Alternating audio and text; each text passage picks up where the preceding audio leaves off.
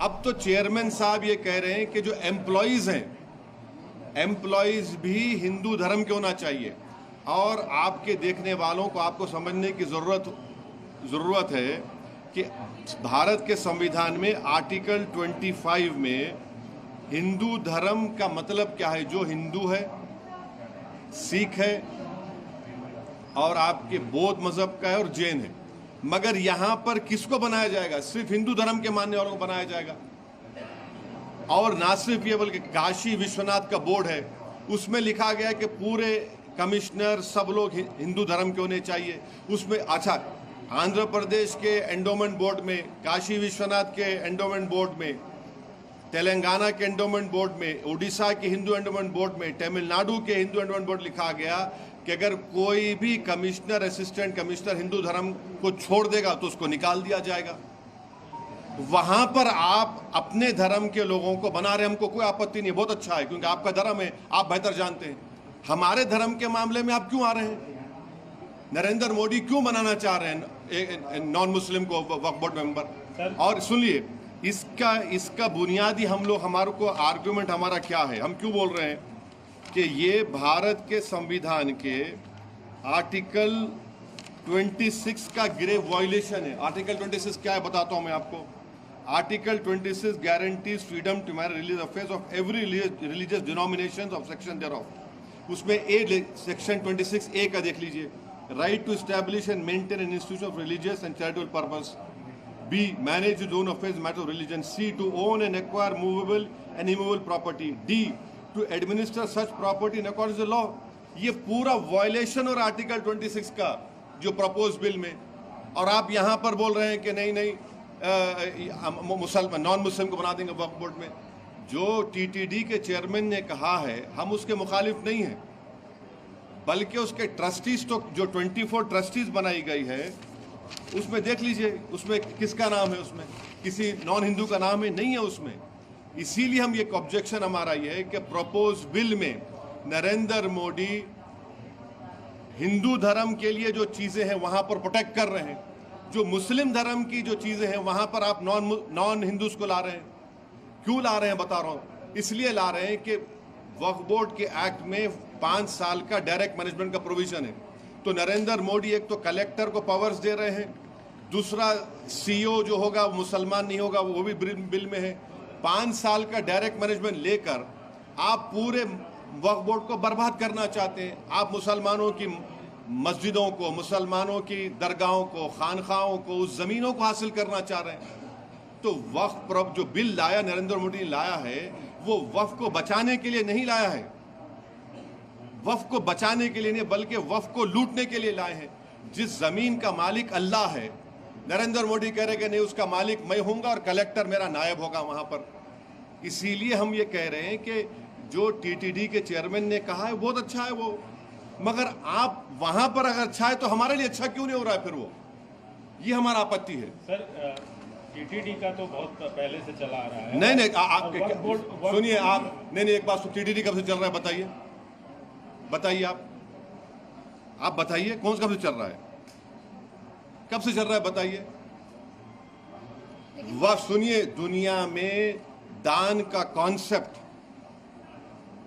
सबसे पहले इस्लाम ने किया है। और क्या था वो कि प्रॉफिट मोहम्मद सल्लल्लाहु अलैहि वसल्लम के ज़माने में उन्होंने, ये हदीस से साबित है, कुरान में ऐसे 21 से ज़्यादा आयतें कि चैरिटीज़ के लिए काम करो और उसको अल्लाह के लिए, अल्लाह उसका मालिक है।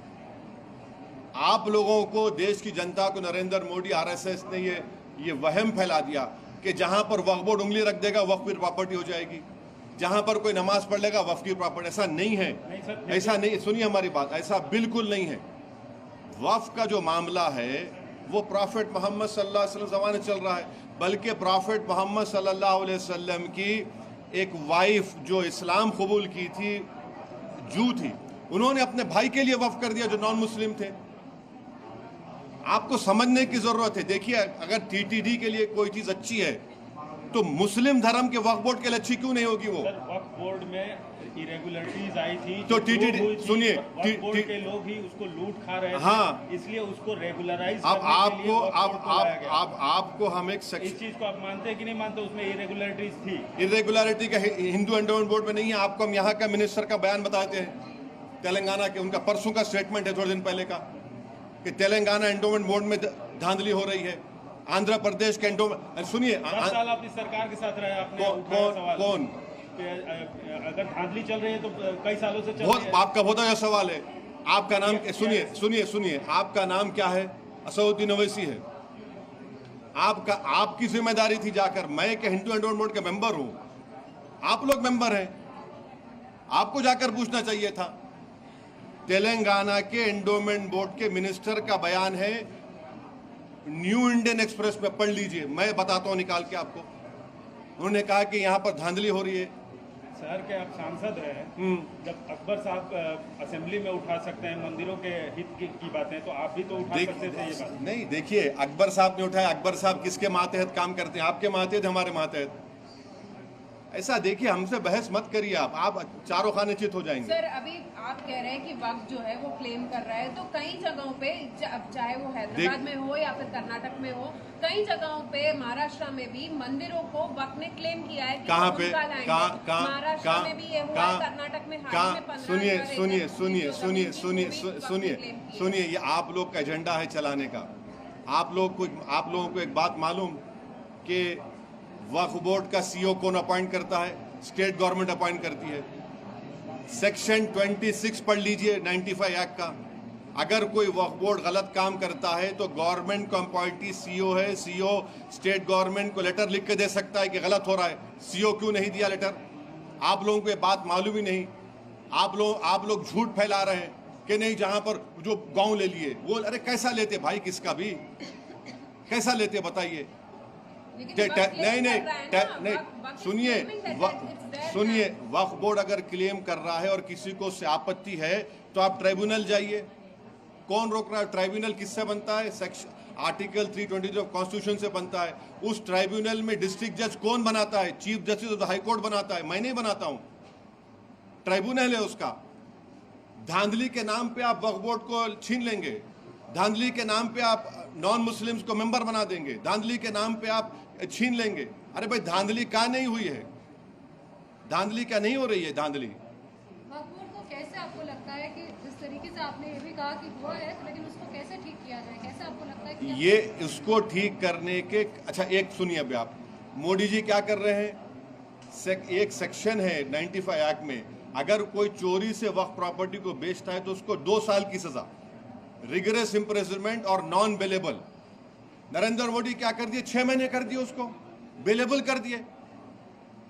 वक्फ की प्रॉपर्टी बचा रहे हैं आप लोगों को मालूम कि सच्चर कमेटी ने दिल्ली में कहा कि 123 वक्फ प्रॉपर्टीज गवर्नमेंट ऑफ इंडिया के इलीगल कब्जे में है। 2007 में सच्चर कमेटी ने कहा कि उसकी लागत 6000 करोड़ रुपए है। मोदी की सरकार, उससे पहले मनमोहन सिंह की सरकार उस पर कब्जा करके बैठी हुई है। छोड़िए ना उन लोगों को, आप लोग एजेंडा चला रहे। देखो अरे एएसआई मालिक नहीं होता, एएसआई उसके मेंटेनेंस के लिए, उसकी हद तक है एएसआई, उसका मालिक तो वक्फ होता है।